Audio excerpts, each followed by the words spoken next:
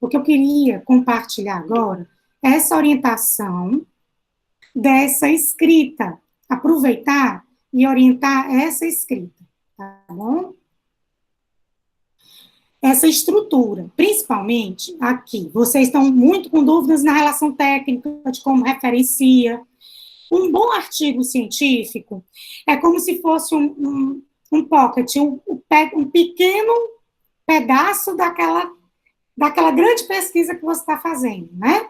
Então, a estrutura é quase a mesma de uma dissertação, né? Só que você vai ter o elemento de introdução para apresentar a problemática, deixar muito claro o problema de pesquisa. Você vai ter uma revisão de literatura também de forma muito breve, em poucas páginas, 4 ou 5 páginas de revisão de literatura. E logo depois você já diz que caminhos metodológicos, qual método, porque aí é que é o nó, qual método que você vai desenvolver para responder o seu problema, né? O que você descobriu, né? No artigo científico, a gente não separa resultado de discussão, tá, gente?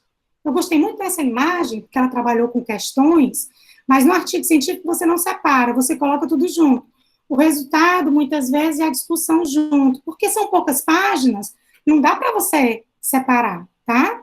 Se você tem financiamento de pesquisa, você geralmente cita também as instituições, quem ajudou, quais são os grupos de pesquisa que ajudaram e faz um agradecimento. Tem gente que coloca nos artigos, tá? Então, essa é a estrutura simples, básica, de qualquer texto científico. Essa é a forma, tá? Carinho, o que é que vai fazer o meu artigo ser muito bem aceito em revistas acadêmicas? A Nájila já tem um artigo científico aceito em revista. Bons argumentos, alinhamento, apresentar autores que façam esses contrapontos, esse paradoxo que o Darlan estava colocando, ter uma visão crítica, teórica sobre o problema, né?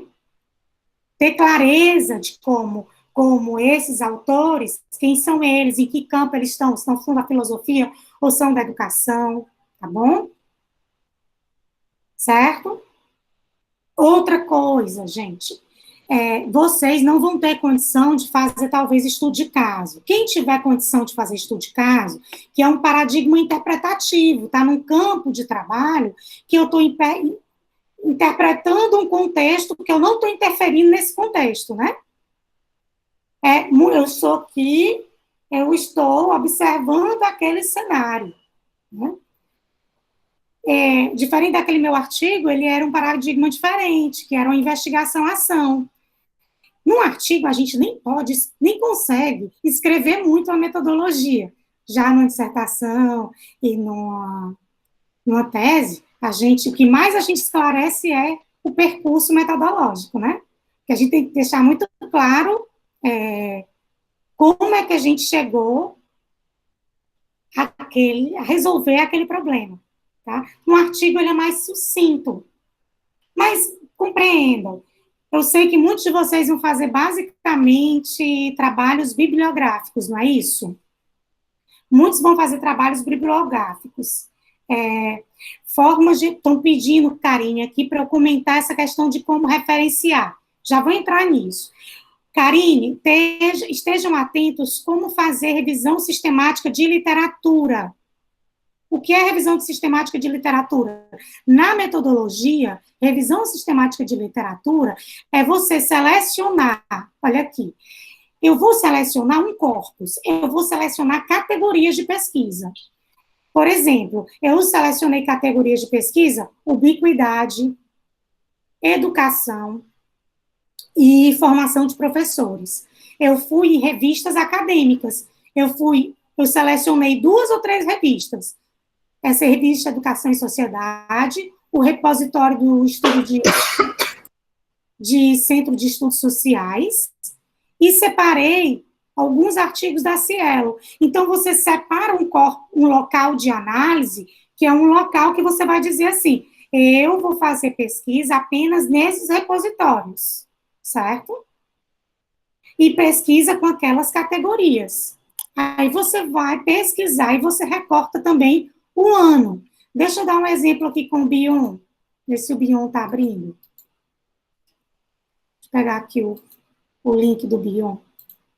Esse Bion é bem legal. É um português, esse site. E também o repositório do SES. E eles são legais porque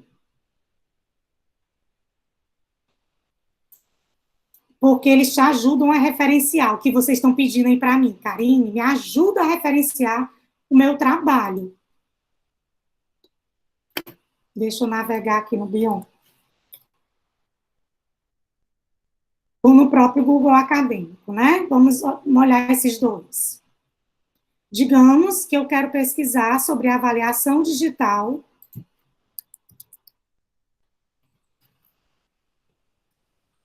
Avaliação digital ou avaliação. Certo? Pesquisei essas duas categorias. Eu defini essas duas categorias. Certo? Aqui ele vai me dizer o ano, ó. Vocês estão visualizando? Alguém abre a câmera, porque eu não estou visualizando vocês.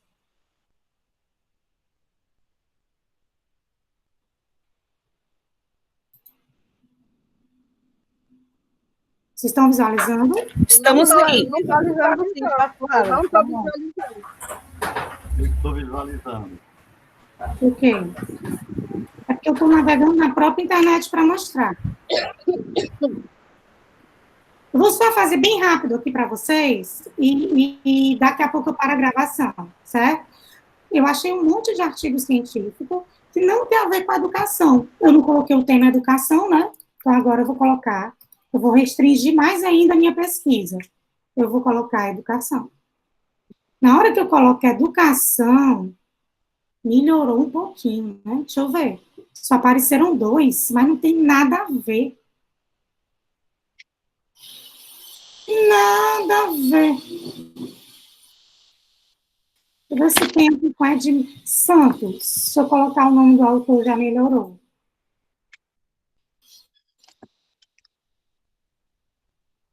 Não tem nesse BIOI, mas deixa eu colocar aqui no Google Acadêmico. Aqui eu acho que eu vou achar. Google Acadêmico, qual avaliação e educação. Eu tenho que dizer quais as categorias que eu pesquisei, certo? Achei vários artigos. Esse aqui da Recap. Pronto. Esse aqui, olha. Esse, qual a avaliação em sala de aula? Importância e desafios. Acabei de achar esse. Esse aqui, da Alcada, olha o da Alcada. Refletindo sobre a avaliação na era de co-aprendizagem com a investigação. Esse artigo está na Open. Eu quero citar esse artigo. Se eu clicar aqui, ó, eu vou abrir ele em outra janela, só para vocês verem, mas se eu clicar aqui nessas aspas, gente, eu quero citar esse artigo. Já vem um artigo aqui na APA, como eu citar. Você só tem que, no ABNT, tem mais informações que tem que ser colocadas.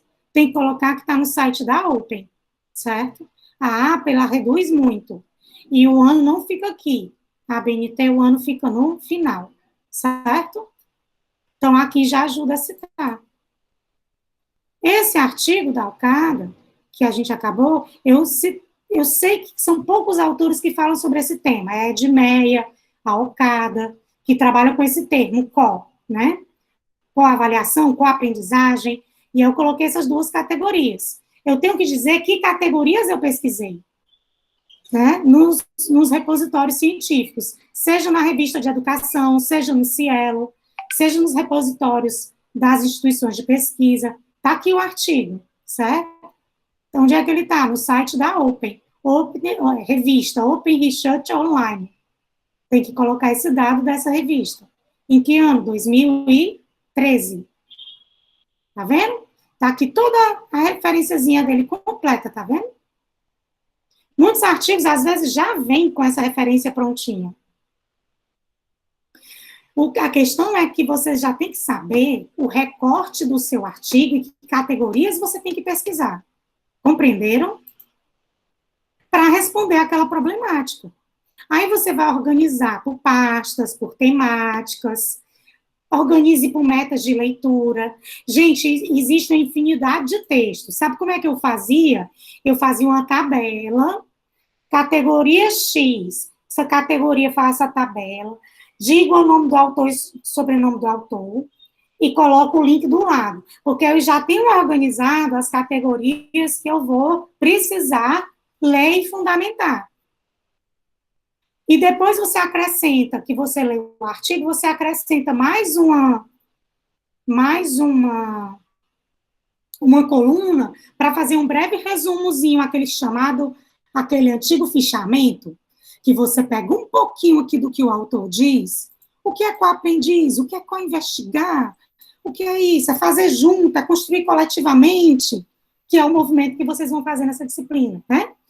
É construir coletivamente, é criar comunidades. Então, assim, aí eu pego e já digo que esse artigo fala sobre isso. Pronto, entendi o conceito dela. Quem é que são essas duas autoras? Essas duas autoras, uma é da Open, que é a Universidade Aberta, e a outra é da Universidade Aberta de Portugal, que é a Daniela Melaré. É importante buscar quem são esses autores, certo? Quem são essas pessoas no mundo da pesquisa? Vocês agora estão no doutorado, para vocês não saírem colocando os autores sem simplesmente fazer um pequeno estado da arte. Não é um estado da arte exaustivo, tá? Tá, Adriana?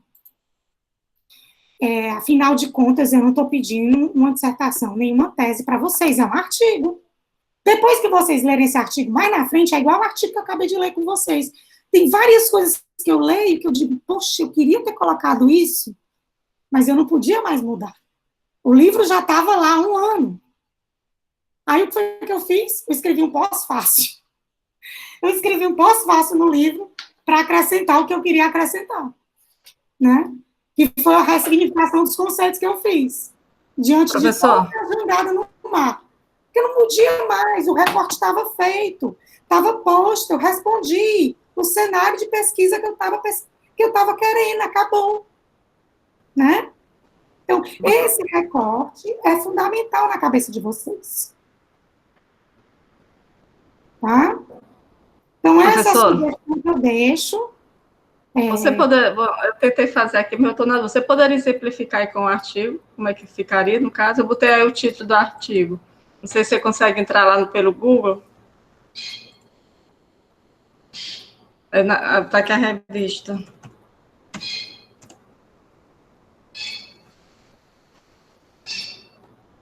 Você está sem áudio.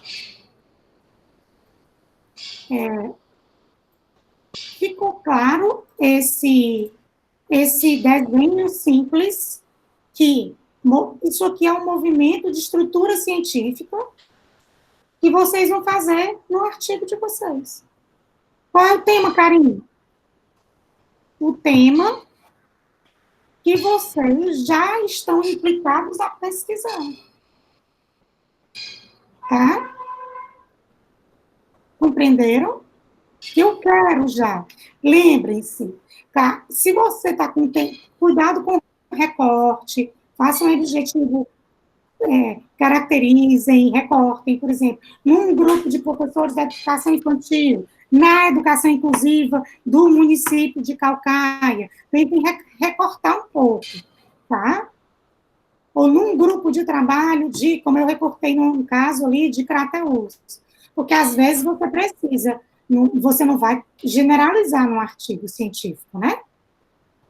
Você precisa deixar muito claro que o seu estudo, a sua pesquisa é naquele locus, com aquele problema.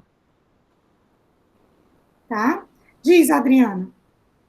Professora, eu estou com uma dúvida. Eu fiz o trabalho de campo. E eu citei no artigo como uma escola, mas eu não citei o nome da escola. É interessante citar o nome da escola, já que apenas 3 professores participaram da pesquisa. Não, Eu deixei o não. nome dos professores só com letras e não coloquei que se trata de uma escola de Fortaleza. Você fez um estudo de caso, não cite o nome delas. Por quê, gente?